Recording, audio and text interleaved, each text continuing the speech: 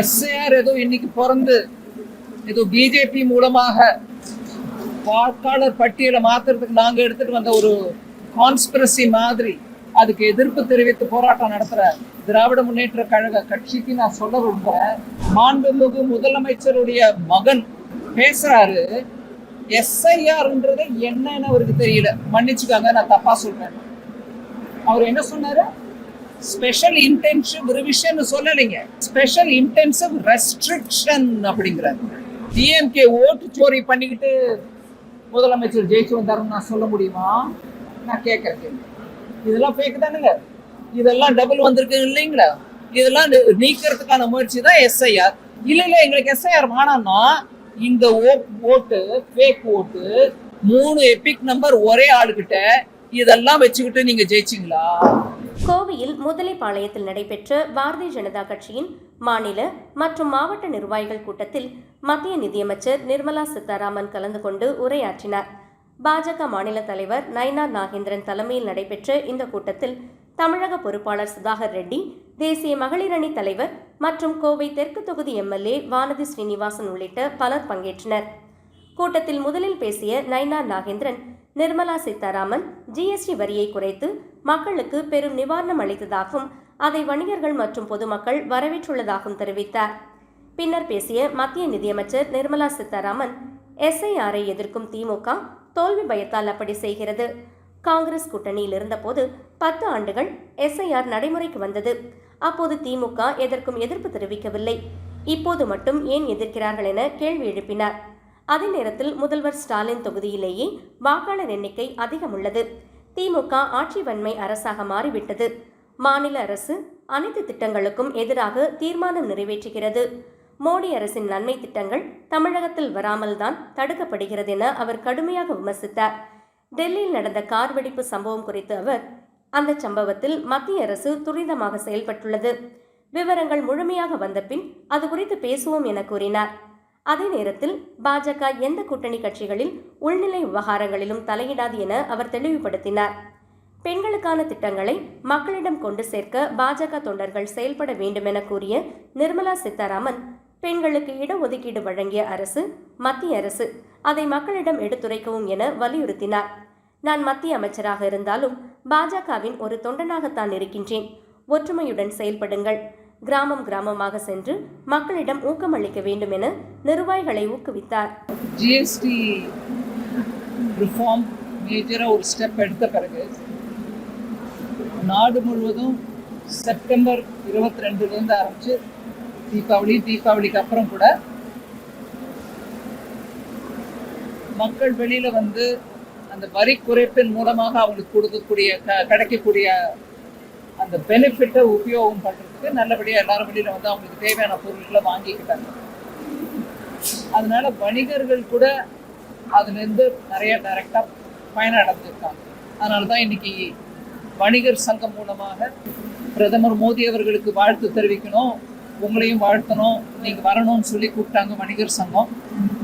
அந்த ப்ரோக்ராம்க்கு தான் வந்தேன். ஆனால் காலையில பார்ட்டி கோர் கமிட்டி இந்த ஏரியாவை சேர்ந்தவங்க மெம்பர்ஸ் எல்லாரும் இருந்தாங்க.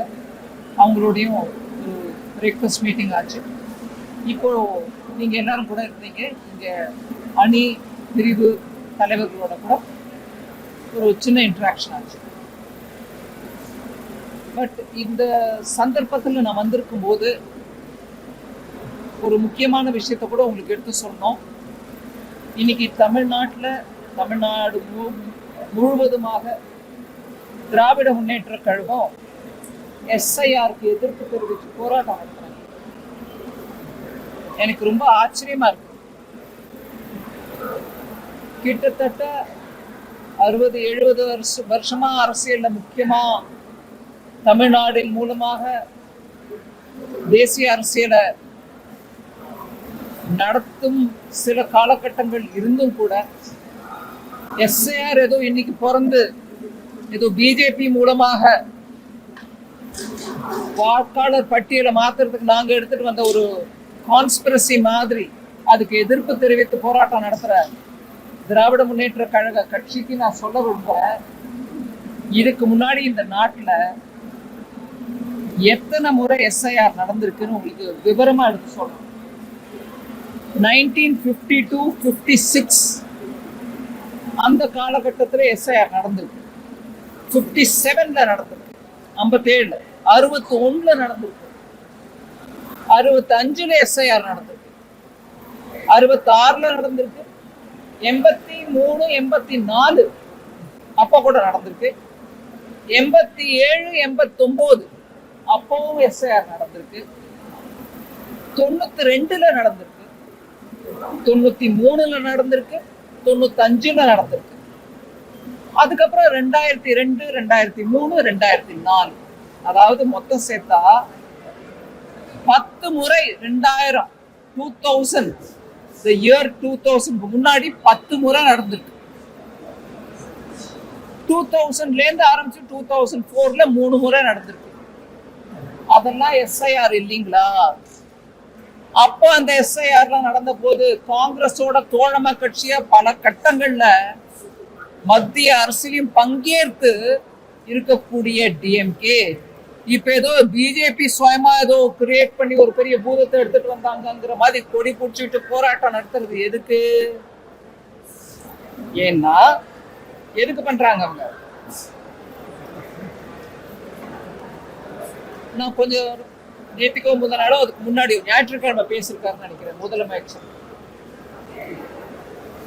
மாண்புமிகு முதலமைச்சர் திரு ஸ்டாலின் அவர்கள் ஒரு வீடியோ மெசேஜோ அதை கொடுத்துட்டார். இந்த மக்களுடைய ஓட்டு உரிமையை பறிக்கிறதுக்கான முயற்சி தான் இந்த எஸ்ஐஆர்.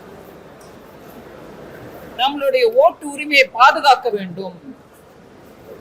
இந்த எஸ்ஐஆர்ங்கிறது ஒரு சூழ்ச்சி, இதுல நம்ம அமுட்டு போக கூடாது அப்படின்னு நான் இங்கிலீஷ்ல இருக்கிறத தமிழ்ல சொல்றேன் உங்களுக்கு. அவரோட எக்ஸாக்ட் வார்த்தை என்னையோ எனக்கு தெரியாது, பட் அவருடைய வீடியோவோட சாராம்சம் இதுதான். சோ நீங்க பாத்தீங்கன்னா எடுத்த விளக்கம் சொல்லும் போது கூட அவங்களுக்கு என்ன சொல்றோன்றது புரியாம பேசுறாங்கன்றதுக்கு இன்னொரு உதாரணம் கொடுக்குறேன். டெபுட்டி சீஃப் மினிஸ்டரா இருக்கக்கூடிய மாண்புமிகு முதலமைச்சருடைய மகன் பேசுறாரு, எஸ்ஐஆர்ன்றது என்னன்னு அவருக்கு தெரியல, மன்னிச்சுக்காங்க நான் தப்பா சொல்றேன். அவர் என்ன சொன்னாரு? ஸ்பெஷல் இன்டென்சிவ் ரிவிஷன் சொல்லலைங்க, ஸ்பெஷல் இன்டென்சிவ் ரெஸ்ட்ரிக்ஷன் அப்படிங்கிறாரு. ரிவிஷனுக்கு ஓட் லிஸ்ட ரிவைஸ் பண்றது ஒவ்வொரு தேர்தலுக்கு முன்னாடியும் அதை மாத்துவாங்க. இறந்தவங்க பேரை எடுத்துருவாங்க, ஊரை விட்டு வெளியூருக்கு வெளி போனவங்க அவங்க பேரை எடுத்துருவாங்க, இல்ல வேற ஊர்ல இருந்து வந்து இங்க ஒரு 10 வருஷமா இருக்கும் ஆனா எங்க பேரை இல்லைங்க ஓட் லிஸ்ட்ங்கிறவங்க பேரை ஆட் பண்ணுவாங்க. இப்படியாக ஒவ்வொரு தேர்தலுக்கும் முன்னாக எலெக்ஷன் கமிஷன் ஒவ்வொரு தேர்தலுக்கும் முன்னாடி நடத்த வேண்டிய இன்னவே சொல்லணும்னா கட்டாயம் இருக்கு. அந்த நம்மளுடைய கான்ஸ்டிடியூஷன் இருக்கக்கூடிய ப்ரொவிஷன்ஸ் கான்ஸ்டிடியூஷனல் நம்பரோட கோட் பண்ணி உங்களுக்கு சொல்றேன். இது ஒவ்வொரு முறையும் ரிவிஷன் கான்ஸ்டிடியூஷன்ல எலெக்ஷன் கமிஷன் செய்ய வேண்டிய கடமை அவங்களுக்கு இருக்குன்றத நம்ம அரசியல் அமைப்பு திட்டத்துல சொல்றாங்க. சோ இது என்னன்னு கூட தெரியாம ரிவிஷன் ரெஸ்ட்ரிக்ஷன் சொல்லக்கூடிய டெபுட்டி சீஃப் மினிஸ்டர் இது என்னமா புரிஞ்சுக்கிட்டு பேசுறாங்கன்றது எனக்கு புரியல.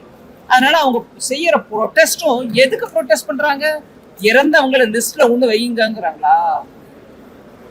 இல்ல ஊரை விட்டு வெளியில போனவங்க பேர் இருக்கட்டும் அதுல நாங்க போய் குத்திக்கிறோங்கிறாங்களா? இல்ல வெளியூர்ல இருந்து வந்தவங்களை இங்க சேர்க்காதீங்க, அவங்க தமிழரா இருந்தாலும் அந்த மாவட்டத்தை சேர்ந்தவங்களா இருந்தா கூட எங்களுக்கு வானாங்கிறாங்களா? எதுக்குங்க இந்த ப்ரொடெஸ்ட்? இப்ப வரைக்கும் இருந்த ஒரு 10 முறையோ 13 முறையோ நீங்களும் அப்பவும் இருந்திருக்கீங்கல்ல, அரசியல் அப்பவும் இருந்திருக்கீங்க, தமிழ்நாட்டுல அப்பவும் ஆட்சியில இருந்திருக்கீங்க, சில சமயம் எதிர்கட்சியா இருந்திருக்கீங்க. அப்பெல்லாம் எஸ்ஐஆர் தப்பா தோணலையா? அதனால எனக்கு என்ன தோணுதுன்னா இவங்க ஆட்சி இன்னவே சீர்குலைஞ்சு இருக்கு. தமிழ்நாடு ஆட்சியோட ஃபெயிலியர்ஸ், அவங்க செய்ய முடியாத நல்ல காரியங்களை மறைக்கவும் அதே மாதிரி மக்கள் அனுபவிக்கிற கஷ்டங்களை நிராகரிக்கவும் ஒரு மடை திருப்பதற்கான ஒரு முயற்சி இதுதான். எஸ்ஐஆர் எங்களுக்கு கிடைச்சிருச்சு, இப்ப அதுக்கு கொடி காட்டுவோம், வானானுவோம், எஸ்ஐஆர் தப்புன்னுவோம், அது மோடி அரசு எடுத்துட்டு வந்ததுன்னு சொல்லுவோம். மக்களை ஏமாத்த பாக்குறாங்க. மக்கள் ஏமாறுறது இல்லைங்க. இது டிஎம்கேவோட டிப்பிக்கல் ஸ்ட்ராட்டஜி. அதோட இல்லாம நீங்க பாருங்க, முதல்ல என்ன சொன்னாங்க, இவிஎம் சரியா இல்லாதனாலதான் கட்சிகள் தோற்கின்றன. அது அந்த ராகுல் காந்தி அவர்களுடைய அதே வழி. இவிஎம்ல தான் குறை இருக்கு, அதனாலதான் நாங்க ஜெயிக்கல. கர்நாடகால ஜெயிச்சாங்க, ஹிமாச்சல் பிரதேஷ்ல ஜெயிச்சாங்க, அப்ப இவிஎம்ல குறை இல்லை. ஏன் டிஎம்கே இங்க ஜெயிச்சிச்சு, அப்ப இவிஎம்ல குறை இல்லை. ஆனா எதிர்கட்சியோ பிஜேபியோ ஜெயிச்சுட்டா அது இவிஎம்ல குறை. இப்ப அந்த வாக்கு செல்லுபடியா இருக்கு. அதனால அதுல இருந்து மூவ் ஆயிட்டு அடுத்தது என்ன சொன்னாங்க, நீங்க ஈடிய அரசியல் ரீதியா உபயோகிக்கிறீங்க, எதிர்கட்சியை எப்ப பாரு கொஸ்டின் பண்றீங்க, சர்வே பண்றீங்க, சர்ச் பண்றீங்க, அரெஸ்ட் பண்றீங்க, கோர்ட்டுக்கு இழுக்கிறீங்க அப்படின்னாங்க. அதையுமே கோர்ட், சுப்ரீம் கோர்ட் மூலமா திருப்பி சொல்றாங்க, இல்லைங்க கேஸ் இருக்கு, வந்திருக்குது. FATF இன்டர்நேஷனல் ஆர்கனைசேஷன் இருக்கு, ஃபண்டிங் ஃபார் டெரருக்கு எகெயின்ஸ்ட் பாடி. அது financial action against terror funding. அவங்க சொல்றாங்க இடி ஆக்ஷன் எடுத்ததுனாலதான் நிறைய இந்த மாதிரி ஃப்ராட் பண்ணவங்களோட சொத்தை அபகரிச்சு லாஃபுல்லி எடுத்துக்கிட்டு அதை ஏலத்துல விட்டு அதுல இருந்து வரக்கூடிய பணம் பேங்குக்கு எங்க கடன் வாங்கி அவங்களை ஏமாத்தினாங்களோ அந்த பேங்குகளுக்கு திருப்பி போய் சேர்க்கப்பட்டது. ரெஸ்டிடியூஷன் அது நடக்குதுன்றத உலக அளவுல இன்னைக்கு பிரேஸ் பண்றாங்க. இந்த மாதிரி ஆக்ஷன் எடுத்ததுனாலதான் அது நடக்குது. அதெல்லாம் மறைக்கிறதுக்கு இடி ஆக்ஷன் நாங்க, சிபிஐ நாங்க, இன்கம் டாக்ஸ் வருது நாங்க. ஒரு இடத்துல கூட இன்கம் டாக்ஸ் கேஸ் தப்பாகல. கோடி கோடியா வச்சிருந்த பணமும் தங்கமும் இன்னும் இல்லாத சொத்தும் என்ன வழியில வருது, அதனால அதை கண்டா பிடிக்கல. சரி, இதெல்லாம் சொன்னாங்க, அதுவும் ஆயிடுச்சு. இப்ப அதனால அடுத்த ஸ்டேஜ் எஸ்ஐஆரே தப்பு, இங்க வரக்கூடாது, செய்யக்கூடாது. தேசத்துல 13 தடவை நடந்திருக்கு. அந்த எஸ்ஐஆரை பத்தி அப்ப ஒண்ணும் சொல்லல, இப்ப சடனா வராங்க. அதாவது வரப்போறிய தேர்தல்ல தோல்வி நிச்சயம். அதனால இப்போல இருந்து அங்க ராகுல் காந்தி ஹரியானால போய் சொல்றாரு, பீகார்ல எலெக்ஷன், ஆனா இவர் ராகுல் காந்தி ஹரியானாவுக்கு போறாரு, அங்க போய் சொல்றாரு, இல்ல இவ்வளவு ஓட் சோரி நடந்திருக்கு. ஓட் சோரி நடந்துச்சுன்னா நான் ஒரு உதாரணத்துக்கு எடுத்து கேட்கிற ஒரு கேள்வி. கிட்டத்தட்ட 4379 டியூப்ளிகேட் ஓட்டர்ஸ் இருக்காங்க குளத்தூர் தொகுதியில. அதாவது ஒரே பேர், ஒரே சொந்தக்காரங்க பேரு, ஒரே வயசு, பட் டிஃப்ரெண்ட் எபிக் நம்பர், அதாவது electoral numbers, voter list, voter card number வேற வேற. 4379 டியூப்ளிகேட் ஓட்டர்ஸ் குளத்தூர்ல. உதாரணத்துக்கு நான் ஏதோ குத்துமதிப்பா சொல்லலைங்க, உதாரணத்துக்கு சொல்றேன். பூத் நம்பர் 157 157 ரஃபி உல்லா அப்படிங்கிற பேரு 3 முறை வருது. ஒரே அட்ரஸ்ல, ஒரே வயசு, அவங்க ஃபாதர்ஸ் நேமும் ஒன்னே. ஆனா அவர்கிட்ட 3 எபிக் நம்பர் இருக்கு. ஓட்டர் ஐடி கார்டு 3 இருக்கு வேற விதமா, அதே பேரு, அதே அப்பா பேரு, அதே அட்ரஸ், எல்லாத்தோடையும். அதே மாதிரி ஒரு ரஃப் எஸ்டிமேட், குத்து மதிப்பா சொல்றது, 9133 ஓட்டர் ஃபேக் அட்ரஸ்ல இருக்காங்க குளத்தூர்ல. இதெல்லாம் டிஎம்கே ஓட்டு சோரி பண்ணிக்கிட்டு முதலமைச்சர் ஜெயிச்சு வந்தாருன்னு நான் சொல்ல முடியுமா? நான் கேட்கறேன். இதெல்லாம் ஃபேக் தானுங்க, இதெல்லாம் டபுள் வந்திருக்கு இல்லைங்களா? இதெல்லாம் நீக்கிறதுக்கான முயற்சி தான் எஸ்ஐஆர். இல்ல எங்களுக்கு எஸ்ஐஆர் வேணாம்னா இந்த ஓட்டு ஃபேக் ஓட்டு 3 எபிக் நம்பர் ஒரே ஆளுகிட்ட இதெல்லாம் வச்சுக்கிட்டு நீங்க ஜெயிச்சிங்களா? நீங்க ஓட் சோரி பண்ணி தான் ஜெயிச்சிங்களா? அந்த சீர்திருத்தம் வேணாமா? நான் கேட்கலாம் இல்லைங்களா?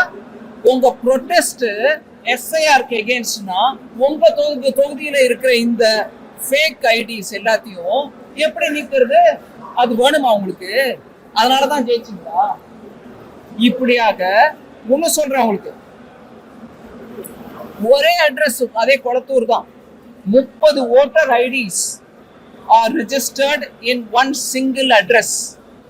ஒரே அட்ரஸ்ல 30 ஓட்டர் ஐடிஸ் இருக்குது. House number 11, booth 84. நீங்க போய் செக் பண்ணுங்க. மீடியா போய் செக் பண்ணாங்க, அப்பவாது நம்புவாங்களான்னு பாருங்க. 30 ஓட்டர் ஐடி ஒரே அட்ரஸ்ல, ஹவுஸ் நம்பர் 11, பூத் நம்பர் 84. அதே மாதிரி 62 ஓட்டர் ஐடி, ஒரே வீட்டுல பல ரிலிஜன்ஸ் இருக்காங்க.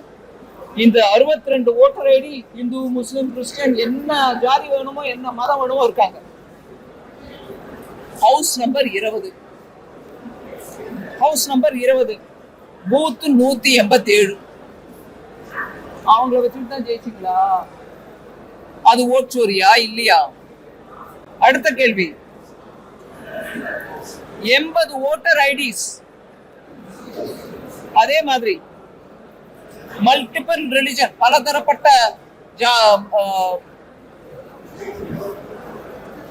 மதங்கள். House number 10, booth 140. அங்கேயும் 80 ஓட்டர் ஐடிஸ் அந்த ஒரு அட்ரஸ்ல ஒரு வீட்டுல இருக்குது. அவங்க ஒவ்வொரு ஜாதி, ஒவ்வொரு மதம். ஆக்சுவலா வெரிஃபிகேஷன் பண்ணப்போ, இந்த விஷயத்துல வெரிஃபிகேஷன் பண்ணப்போ, அதே ஓட்டர் வேற வேற அட்ரஸ்ல வாழ்ந்துகிட்டு இருக்காங்க. அந்த ஓட்டர் வேற வேற அட்ரஸ்ல நியாயமா வாழ்ந்துகிட்டு இருக்காங்க. ஆனா அந்த ஓட்டர் பேரெல்லாம் இந்த அட்ரஸ்ல இருக்குது. இது திருத்தனமா வேணாமா? மொத்தத்துல ஒட்டு மொத்தமா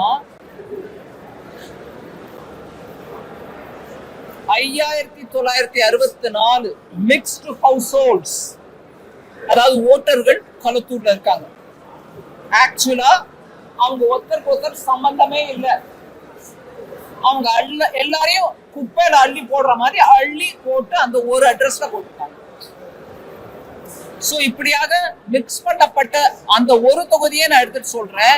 இவ்வளவு அனாமலிஸ் இருக்கு, இவ்வளவு டியூப்ளிகேஷன் இருக்கு, இவ்வளவு நம்மளுக்கே புரியுது ஏதோ கட்பட், ஹிந்தியில கட்படுவாங்க, இவ்வளவு ஏதோ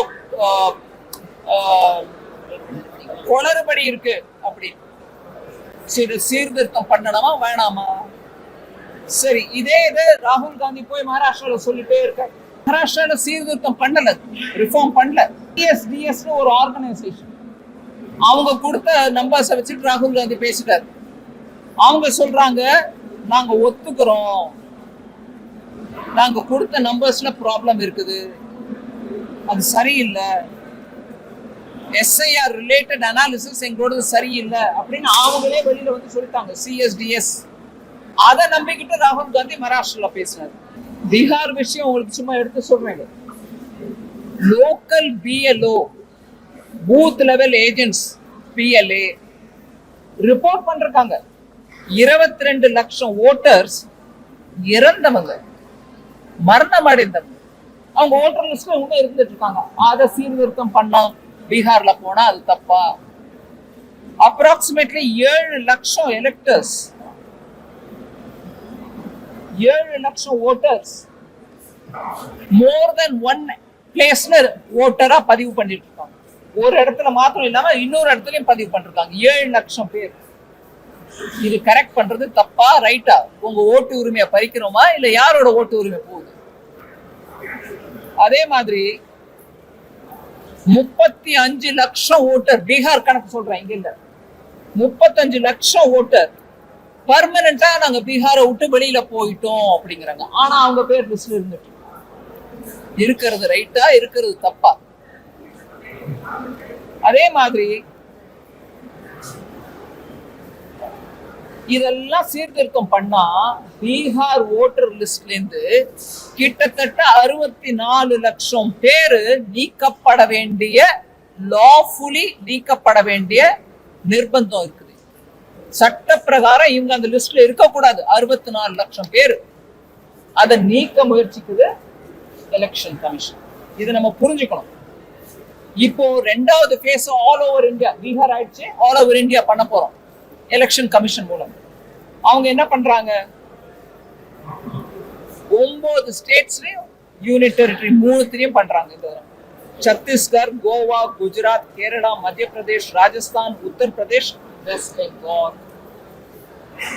3 யூனியன் டெரிட்டரி, அந்தமான் நிக்கோபார், லட்சத்தீவு, புதுச்சேரி. இது 321 டிஸ்ட்ரிக்ட்ல கவர் பண்ணும். 1843 அசம்பிளி கான்ஸ்டிடுவன்சிஸ்ல இது நடக்க போகுது. சோ இதோட டைமென்ஷன் நம்ம புரிஞ்சுக்கணும். ஒரு முறை உங்களுக்கு சட்ட ரீதியா எந்த ரைட் எலெக்ஷன் கமிஷனுக்கு இருக்குன்றத சொல்லிட்டு முடிச்சிடுறேன். ஆர்டிகல் 324ல இருந்து 329 வரைக்கும் constitution of India, article 324 to 329 election கமிஷனுக்கு அதிகாரம் கொடுக்குது. It empowers the election commission. Electoral rolls prepare பண்றதுக்கான கடமை எலெக்ஷன் கமிஷனுக்கு இருக்குன்றத அந்த ஆர்டிகல் சொல்லுது. Without this election exercise, election commission bloated rolls filled with fake addresses நம்பிட்டு ஓட்டணும். எலெக்ஷன் அது தப்பு அப்படி. சோ ineligible voters ரிமூவ் பண்றதுக்கான முயற்சி இது. நம்ம இந்திய அலையன்ஸ், அதாவது திராவிட முன்னேற்ற கழகம் சேர்ந்து இருக்கக்கூடிய காங்கிரஸோட இருக்கக்கூடிய அந்த அலையன்ஸ் சொல்றேன்.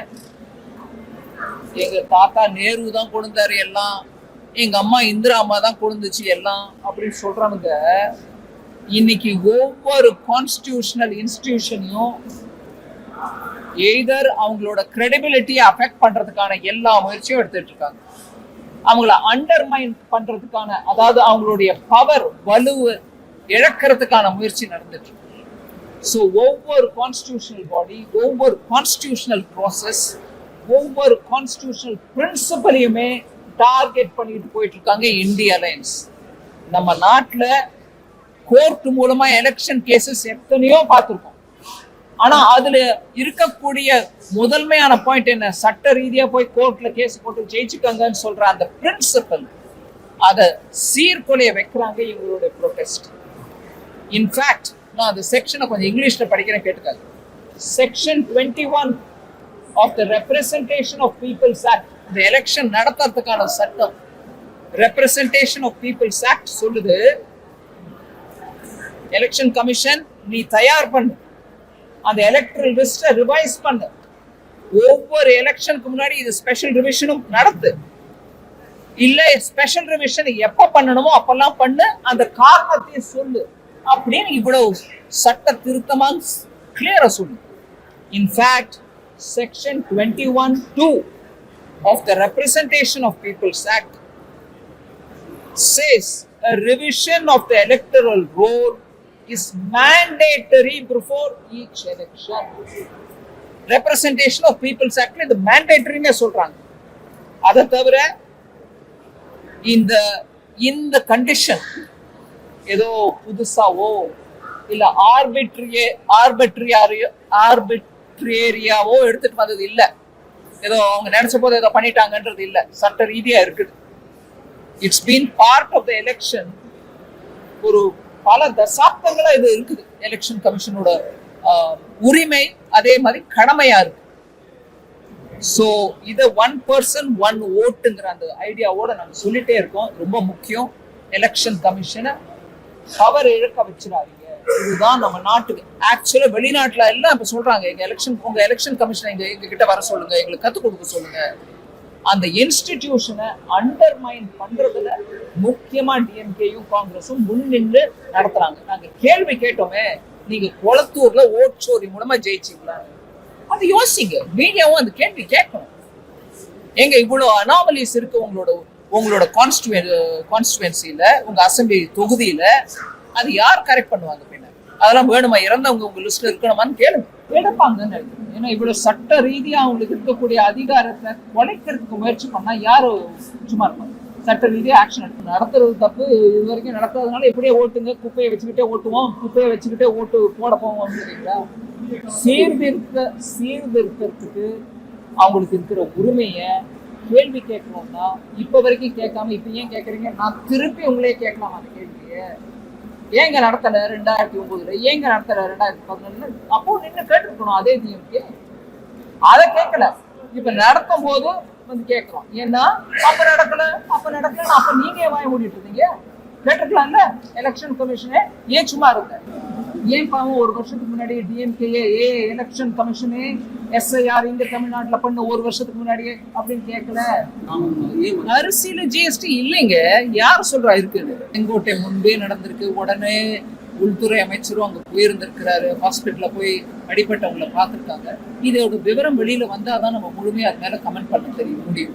இப்போதைக்கு முழுமையான விவரம் வெளியில வந்ததாக தெரியும். ஓட்டு உரிமை யாருக்கும் போகாதுங்க.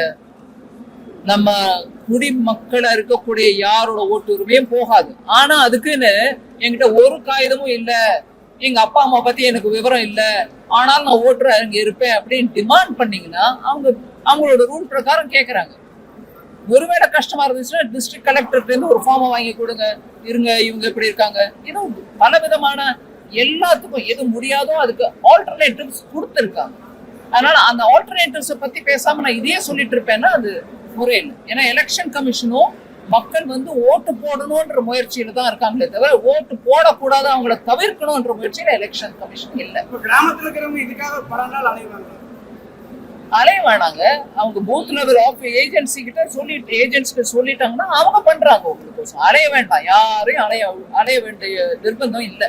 கூடுதலா ஒரு டிமாண்டும் இல்லைங்க. தொழில் ஈஸியா நடத்துறதுக்கான ஈஸ் ஆஃப் டூயிங் பிசினஸ் சொல்ற மாதிரி குறைச்ச ஃபார்மு, அந்த ஃபார்ம்ல சிம்பிள் என்ட்ரி போடுங்க. அதே மாதிரி பணம் முடங்கி போகுது, எங்களுக்கு இன்புட் ரிட்டர்ன்ஸ் வர மாட்டேங்குது, அதெல்லாம் கூட அட்ரஸ் பண்ணிருக்கோம். அக்டோபர் 1ஆம் தேதியிலேருந்து உங்களுக்கு வர வேண்டிய இன்புட் ரிட்டர்ன்ஸ் ரீஃபண்ட் 90% ஆட்டோமேட்டிக்கா உங்களுக்கு வந்துருக்கு. மீதி இருக்கிற 10% எதுக்கு வச்சிருக்காங்கன்னா ஒருவேளை ஏதாவது கரெக்ஷன் பண்ணணும்னா அந்த கரெக்ஷனை பண்ணிட்டு உங்களுக்கு கொடுக்குறோம். அதனால சிறு குறு தொழில் அவங்க பணத்தை போட்டு நடத்துறவங்க இதுல இந்த ரீஃபண்ட் வராத காரணத்தினால பணம் முடங்கி போயிடுச்சு அப்படின்னு இனிமே சொல்றதுக்கு வாய்ப்பு இல்லை. அந்த அளவுக்கு அது சிம்பிளிஃபை பண்ணிட்டு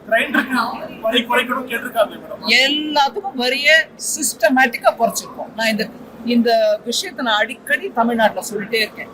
ஏதோ ஒண்ணு சொல்லிடுறாங்க, நீங்க அதை புடிச்சுக்கிறீங்க. நீங்களே உங்களை நான் ரிக்வெஸ்ட் பண்றேன், நீங்களே போய் பாருங்க என்ன வரியில இருக்குது, முன்னாடி எவ்வளவு இருந்துச்சு, GSTக்கு முன்னாடி அது எங்க இருந்துச்சு, அதெல்லாம் பார்த்துட்டு என்கிட்ட கேள்வி கேளுங்க, நான் உங்களுக்கு பதில் சொல்றேன். எந்த கட்சி வீக் ஆகுது எந்த கட்சி ஸ்ட்ராங் ஆகுதுன்றதை நான் கமெண்ட் பண்ணலைங்க. ஒண்ணு. ரெண்டாவது, பிஜேபி இன்னொரு கட்சி விவகாரத்துல தலையிடாது. நான் அதை இப்போ கிளியரா சொல்றேன்.